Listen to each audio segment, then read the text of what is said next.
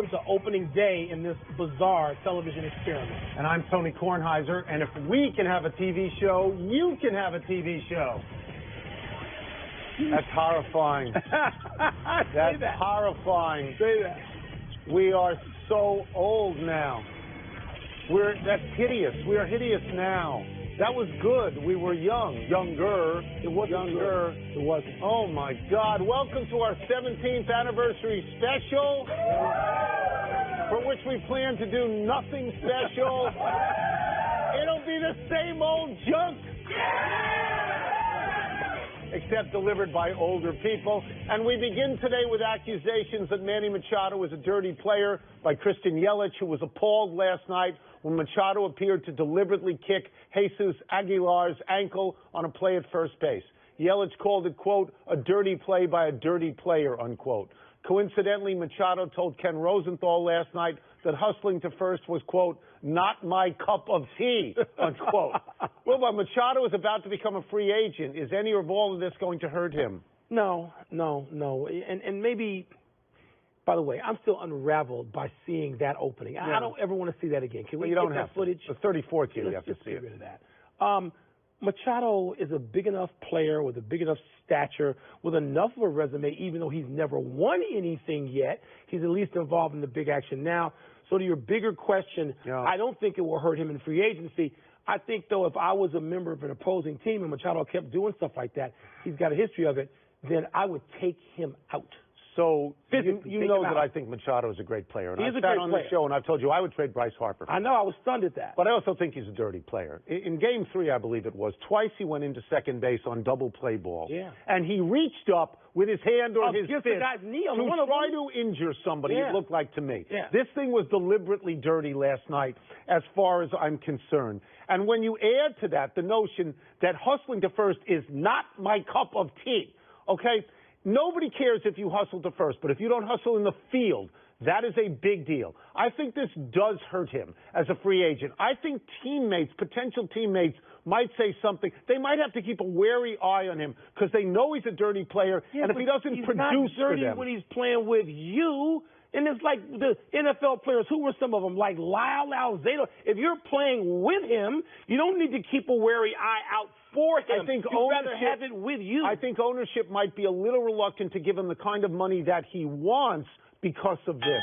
I mean, it's right out there. He's reaching up to hit somebody. Didn't he help the Dodgers get to where they are with the NLCS? He's a great player. That's what they care about, Tony. He ain't going to be the first guy to go hard. By the way, to be fair here, people used to go into second base and third base hard, spikes up, all the time. It's the new order of baseball that says you can't do that. Dustin Pedroia hasn't been the same since Machado went into him on a play that was not going to be a double play. You think that play would have been looked at askance in the 1960s? No, but did Pete Rose do it every week? In the 1960s, we had hair. We're not in the 1960s. Don't refer to that open again. Just don't do that. The Red Sox and Astros will play Game 4 tonight with the champs down 2-1. But there's this other bizarre story we're going to jump into. According to Yahoo and Boston Metro, the Red Sox were warned that a man credentialed by the Astros might try to steal signs or information from their dugout because the Cleveland Indians caught him taking pictures of their dugout with a camera cell phone during the previous round of the playoffs. The Astros had already been accused by at least one team of cheating, and this dude, he scrubbed Astros from his Instagram bio. Tony, MLB says there were no violations. The matter is closed. Yeah. How worked up are you? I'm not going to sit here and defend cheating. I'm not going to do that. And I think, as I heard, that he was in the photographer's well with access to dugouts. No, if you're a credential, you can't do that. The only photographers can be in there. But if we're going to get to the larger issue here of sign stealing has gone on in various forms in all sports since the beginning of time. We live now in a computer and technological age where there are many more sophisticated ways of stealing signs. And so I would say to all teams, protect your flank. Guard against this. Change your signs, because that is the way it works in sports. Yeah, Tony, I still find it difficult to get worked up about this because, as you said, sign stealing to me, if you're not trying to steal the other guy's signs, what the hell are you doing? You're not competing. You should be doing that. I don't know a cell phone from a camera well, which is like, I don't know, 90 feet away or more? I'm supposed to be afraid of that? What can he do with a cell phone? Let me go off on a tangent to this to show you how the world has changed. And you can't put the genie back in the bottle. Last night, did you see when Osuna was on the mound, the first guy hit on the shoe? Yeah. Well, if you just watched it in real time, as we did, it looked like the catcher just reached in and caught a low pitch. Right. And then because of replay cameras, they're able to show that he got hit. In the old days, the only way they could show that is shoe polish. Do you remember Cleon Jones in the 1969 World Series? And Gil Hodges said, check the ball, and you saw the scuff on the white ball? I get that. We've moved on. You know, I have a cell phone. How much can I get even from this studio that could help me in some way beat your brains out on this show? First of all, you don't know much about your cell phone. Second of all, people who know a lot about cell phones can, I guess, very, very quickly relay information to a larger database. What sensitive information's in the dugout? The signs. I don't know. The signs aren't in the dugout? I don't know. Guys are now wearing fingernail polish. I think Pete Rose would have done that. They have Apple Watches. They have ridiculous stuff on their hands. Apple Watches. Stop getting worse. Ding! The NBA season opened last night with the presumptive favorites in the East, the Boston Celtics. You said Toronto. Easily dusting off their alleged rivals, the Philadelphia 76ers, by 18 points. This despite Boston's best players, Kyrie Irving and Gordon Hayward, combining for just 6 of 26 from the field. They're not the best players. On a similar note, Markelle Fultz struggled for the Sixers, shooting 2 of 7 and producing a triple single. That's cold. Well, after one game, should the Sixers be concerned about Fultz? I would have been concerned about him going in. You know, I said this to you when they said they were going to put him in the starting lineup. It's why? Why not just spoon feed him a little bit and let him get his legs and figure out how to play the pro game, since this is essentially his rookie year. So I didn't like this anyway. But the 76ers are a hard-headed organization full of hard-headed people. And they want to tell you how the process works at all costs. Let's see. Because I don't know that this is going to work. And I think they got people they can be better served by than Markelle Fultz to start this season, but they are determined to do it their way. This is not a rivalry by any stretch of the imagination. The Boston Celtics are much better than Philadelphia. Philadelphia has 2 good players. They have Ben Simmons and Joel Embiid. And if one of those 2 players still can't shoot, Ben Simmons. He can score. He's a great player. He can't shoot. They're great players. If you put Markelle Fultz in the backcourt with him, you have 2 people on the court who cannot shoot. So that's the wrong way to go. And if we're going to look at the greater issue here, the Boston Celtics traded the #1 pick, who turned out to be Markelle Fultz. Yeah. They drafted Jason Tatum. That's right. Who's a really good player right now. And so you don't think that the 76ers look at this in their first game out there against Boston and think to themselves, yeah, we'll show them. They don't say those words, but that's the attitude. They didn't just get Jason Tatum. They got Sacramento's pick, and if it's not #1, if it's #2 this year, then they get the #2 overall and Jason Tatum for your boy. What do you think of that? What do you think of that? Where have I been on this?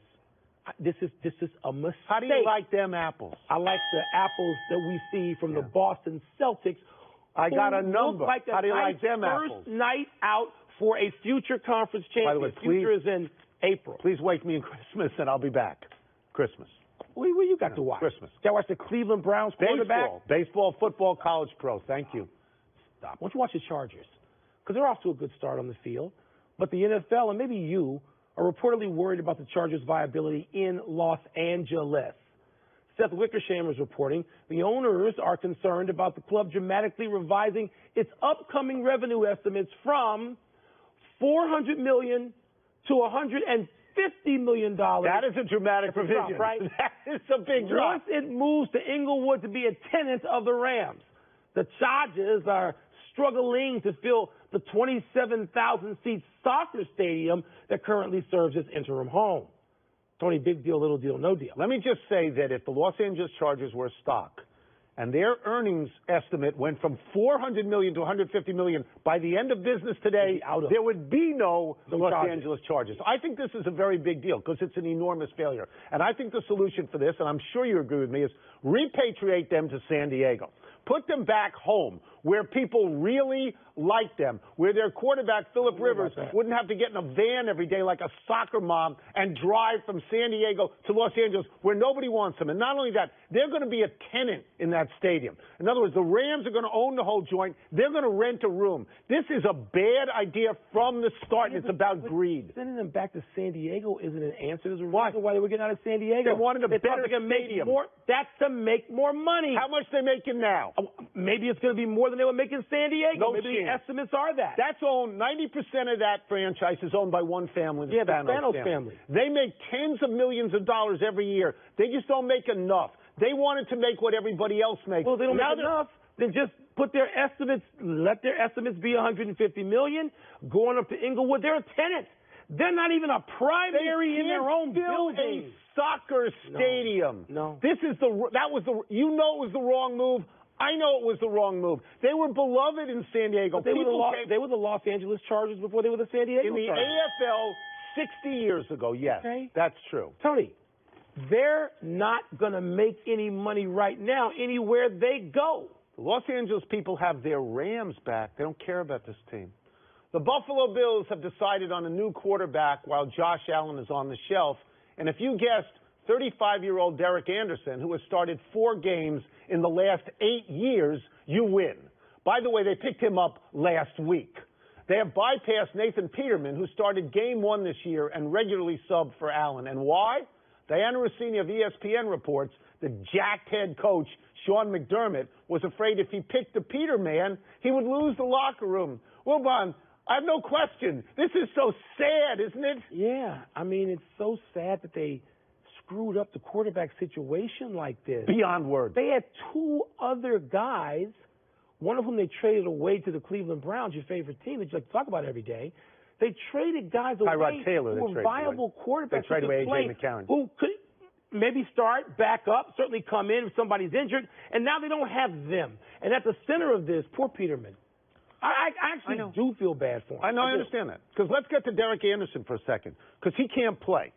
The last time he was any good as a starter was 2007 in Cleveland. That's 11 years ago. You take that season out of his resume, he's 10-22 as a starter, and last time he was a regular starter was 2010 in Arizona. He can't play. You know what the great lesson is? It is awesome to be a backup quarterback. Mama, let your son grow up to be a backup quarterback. Unless you have to play. You can stick around forever for nearly 20 years.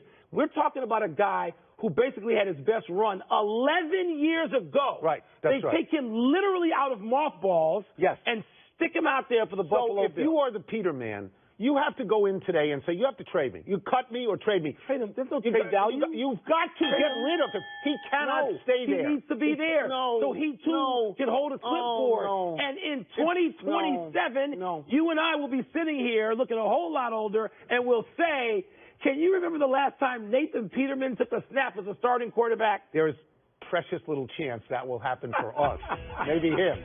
Let's take a break. Coming up, Pat Mahomes has received most of the attention, but is Aaron Rodgers having the better season? And who's making the more intriguing debut tonight? Kawhi with the Raptors or Carmelo Anthony? You were wearing glasses full time then? Yeah, that was before I had the eye surgery, which I had and worked on this show the same day. One of the dumbest decisions ever.